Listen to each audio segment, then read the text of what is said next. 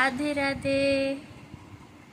এখন অনেকটাই ভোর আর এখন যাব আমাদের এখানেই মন্দিরে দীপ দিতে দামোদর মাসে।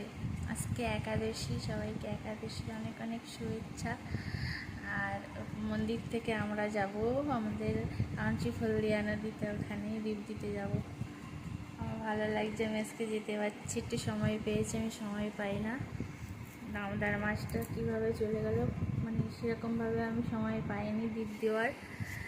এবার মাসে এবছরের মেয়ের কাজ নিয়ে ছুটে ছুটে বেড়াচ্ছি, তা আজকে ভোরবেলায় যাওয়ার একটু সুযোগ পেয়েছি।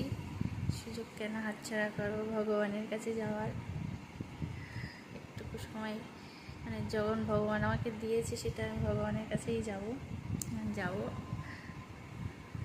এখন আমাদের এখান থেকে 4টের সময় বাস ছাড়ে, তার আগে মন্দির যাবো, মন্দিরে দীপ দিয়ে তারপরে যাবো ওখান থেকে সবাই মিলে, সবাইকে দেখাবো।